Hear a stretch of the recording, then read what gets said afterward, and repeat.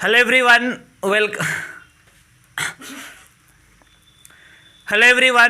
Welcome once again in my YouTube channel in AK career academy. तो देखिए अभी हम लोग क्लास 10 के केमिस्ट्री को पढ़ रहे हैं जिसमें आपको चौथा चैप्टर पढ़ाया जा रहा है कार्बनिक यौगिक यानी ऑर्गेनिक कंपाउंड।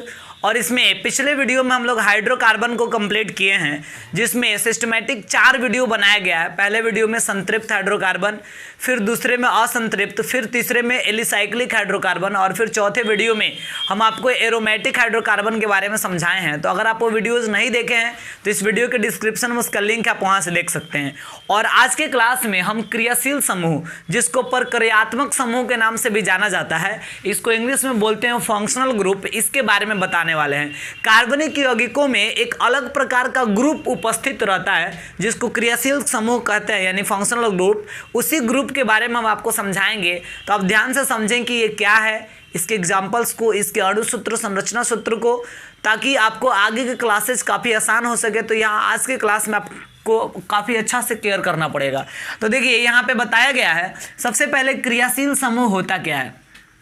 तो देखिए किसी भी कार्बनिक यौगिक में अगर देखेंगे तो किसी कार्बनिक यौगिक में उपस्थित वह समूह, किसी कार्बनिक यौगिक में क्या होता है कि एक ऐसा ग्रुप उपस्थित रहता है जिस ग्रुप पर यौगिक के रासायनिक गुण निर्भर करता है। मतलब उसी ग्रुप पर, उसी समूह पर उस यौगिक का रासायनिक गुण निर्भर करता है।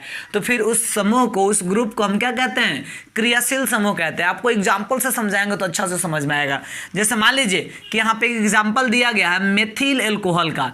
मेथिल एल्कोहल है ना, इसका एक और नाम है, इसको मेथेनॉल के नाम से भी जाना जाता है, मेथेनॉल।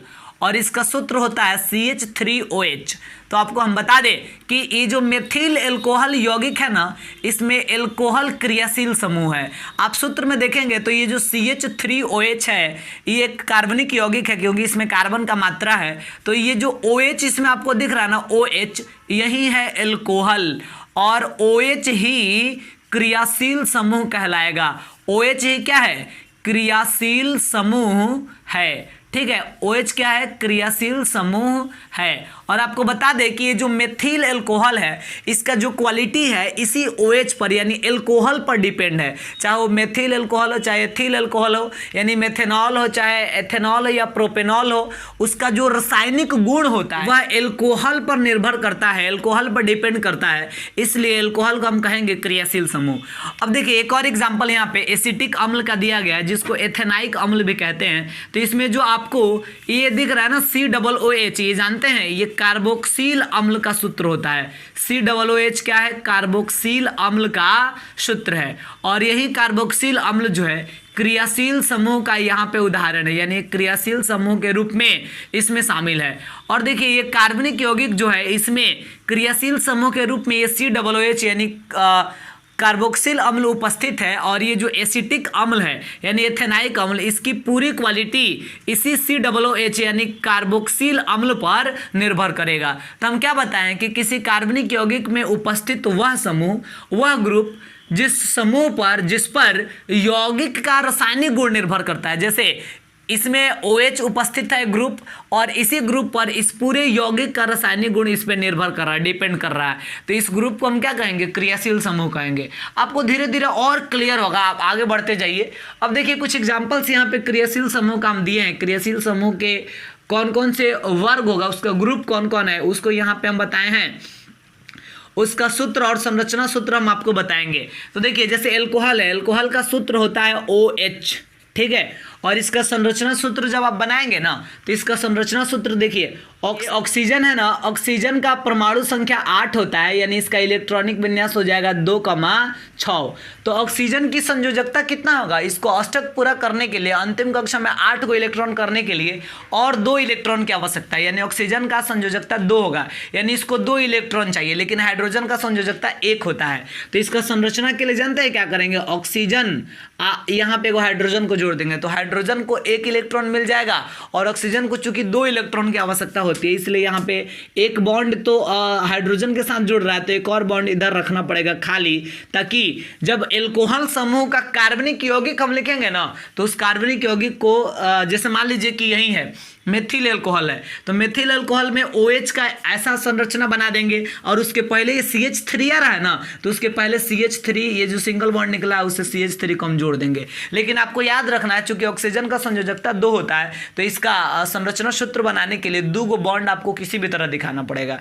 आगे चलिए एल्डिहाइड की बात करते हैं। तो इसका सूत्र होता है एल्डिहाइड का CHO, और इसका संरचना आप बनाएंगे तो कार्बन को 4 इलेक्ट्रॉन की आवश्यकता पड़ता है। तो देखिए C और ये हो गया आपका H। चलिए हाइड्रोजन को 1 इलेक्ट्रॉन चाहिए तो 1 इलेक्ट्रॉन मिल गया। कार्बन को 4 इलेक्ट्रॉन चाहिए जिसमें 2 ही इलेक्ट्रॉन मिला है, और ऑक्सीजन भी तो है और ऑक्सीजन को 2 इलेक्ट्रॉन की आवश्यकता होती है, इसकी संयोजकता 2 है। तो कार्बन से ऊपर की ओर ऐसे ऑक्सीजन को जोड़ दीजिए। तो देखिए आपको समझ में आ गया होगा कि भाई ऑक्सीजन को 2 इलेक्ट्रॉन चाहिए तो यहाँ से मिल गया, और कार्बन को भी 4 इलेक्ट्रॉन, उसकी कार्बन की वैलेंसी चूंकि 4 होती है तो इसको भी 4 इलेक्ट्रॉन मिल गया। तो इस प्रकार ये एल्डिहाइड का संरचना सूत्र हो जाता है। अब हम बात करते हैं कीटोन का। तो कीटोन का सूत्र होता है CO। क्या होता है? CO अणु सूत्र। तो इसका संरचना सूत्र क्या होगा? संरचना सूत्र में कार्बन का एक ही परमाणु है, तो कार्बन का एक परमाणु, और चूंकि कार्बन का संयोजकता 4 होता है तो हम क्या करेंगे, लेकिन यहाँ पे ऑक्सीजन का एक ही को परमाणु है तो चलिए इसको ऊपर की ओर जोड़ दिए ऑक्सीजन के परमाणु को। तो ऑक्सीजन को तो 2 इलेक्ट्रॉन की आवश्यकता होती है, हम डबल बॉन्ड से जोड़ दिए, ठीक है। तो ऑक्सीजन को 2 इलेक्ट्रॉन मिल गया, लेकिन इस कार्बन की संयोजकता 4 होती है, यानी 2 और इलेक्ट्रॉन चाहिए। तो 2 इसमें बॉन्ड बाहर की ओर निकाल के छोड़ेंगे, और जब इस ग्रुप के कार्बनिक यौगिक के बारे में हम बताएंगे तो इसी के बाहर जो है कार्बन जो हाइड्रोकार्बन्स होगा उसको इधर और इधर हमें दोनों तरफ जोड़ना पड़ेगा, ठीक है। आगे चलिए अब हम बात करते हैं कार्बोक्सिल अम्ल का। तो इसका सूत्र होता है COOH, ठीक है। तो देखिए COO, तो एक O को हम यहाँ पे जोड़ दिए और एक O को यहाँ पे जोड़ दिए, और चूंकि ऑक्सीजन को 2 इलेक्ट्रॉन चाहिए तो 2 इलेक्ट्रॉन इधर भी मिल गया और 2 इलेक्ट्रॉन इधर भी दे दिए, और एक हाइड्रोजन है तो एक हाइड्रोजन को भी जोड़ दिए। कार्बन को 4 इलेक्ट्रॉन की आवश्यकता होती है, तो आप देख सकते हैं 2, 3 और 1 4। तो ये कार्बोक्सिल अम्ल का अणु सूत्र और संरचना सूत्र हो गया। अब देखिए एमिनो है, तो एमिनो जो होता है ना इसका सूत्र होता है NH2, इसका अणु सूत्र होता है NH2। तो इसका संरचना जानते हैं क्या हो जाएगा? ये जो नाइट्रोजन है ना, नाइट्रोजन का परमाणु संख्या 7 होता है, यानी इलेक्ट्रॉनिक विन्यास 2,5, यानी इसका अंतिम कक्षा में 5 इलेक्ट्रॉन है, तो इसकी संयोजकता 3 होगा, क्योंकि इसको 3 इलेक्ट्रॉन की आवश्यकता है अष्टक पूरा करने के लिए।